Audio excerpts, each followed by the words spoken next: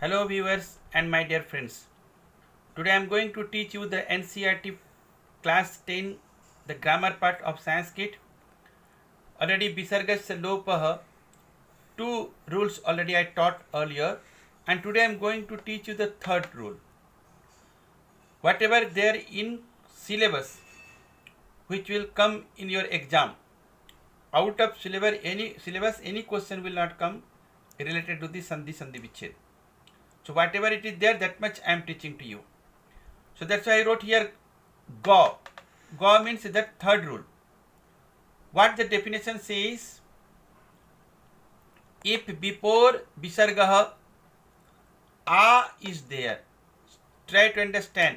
If before Visargaha A is there, this is the symbol of Visargaha. Then comma is there, read also in that way. And is followed by any vowel or the third, fourth, fifth letter of the class, or if any of the letters among the ya, ra, la, va, then the visarg is omitted. So just for your understanding, I made one short form of this definition. Here, you follow what they are telling again, tally it from the definition to that short form. If before Visargaha A is there, see this is the Visargaha, and before that what is there? A is there, and is followed by any vowel. Any vowel. Now, A, A, E, U, U, Ri, A, I, O, any vowel, if followed by any vowel, or the third, fourth, or fifth letter, third, fourth, fifth letter, there you have to understand little bit of the classes. What is that? Third, fourth, fifth letter of the class. Already I told earlier, but then also I am repeat here. The third, fourth, fifth means, suppose I told to you several times that one formula, kuchu tu tupu. So kuchu tu tupu means what? These are the class name. Ku class, chu class, tu class, tu class, pupa. So of this ku class, under this ku class, what letters are coming? Ka, kha, ga, gha, ya. Two letters, cha, cha, ja, ja, gya. Two letters, ta, ta, da, da, murdana. Two letters, ta, ta, da, da, dantana. Pu classes, pa, pa, ba, ba, ma. So they are telling third, fourth, and fourth. This is third, fourth, and fourth. So ka third letter what? Ka, kha, then ga, gha, ya. Cha means cha, cha, ja, jha, or ya. Then ta, ta, da, dha, murdana. Okay. And ta, two classes, ta, tha, da, dha, na, and pu classes fa, fa, ba. Okay. So this is called third, fourth, and fifth. Hope you clear this one. I told clearly. So third, fourth, either after plus either any vowel or three of the classes, three letter, fourth letter, or fifth letter, or else any of the letters among the ya, ra, la, va.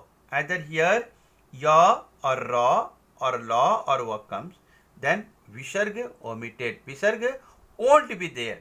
Visarga will disappear.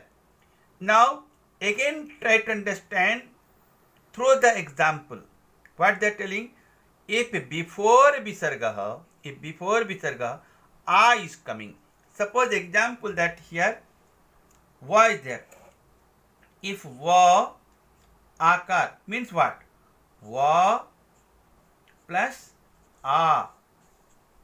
It means, suppose here I am telling to you devaha. Suppose what is there here? Vaha. This letter if you can take, if you break, what will be there? Va plus a, then visarga. So before visarga a comes. That's why they're telling if before visarga a comes.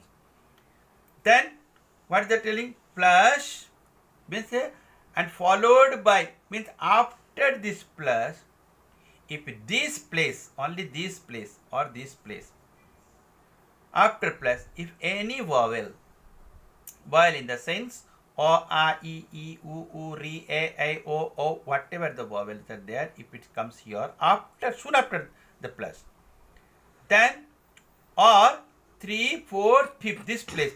Again I repeat this place. 3, 4, 5 means ga, gha, ya, ja, jha, gya, ta, da, dha, murdana, da, dha, dantana, pa, ba, ma, pa, pha, ba. If any out of this any letters is coming here, or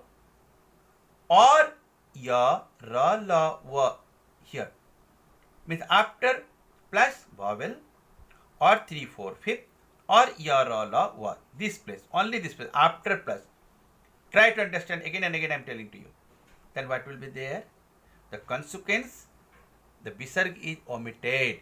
Visarga means when you do the sandhi, visarga won't be there. That's why you see devaha plus yaha is equal to devayaha. Visarga not there.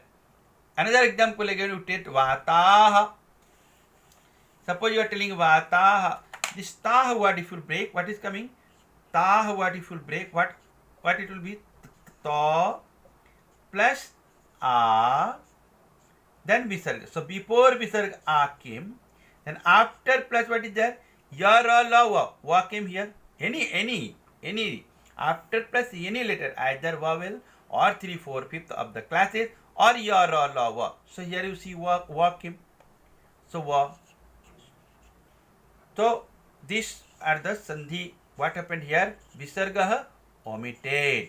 Visarga omitted. It means that's why vataha plus vanti is equal to vata vanti. Visarga is not here, you see.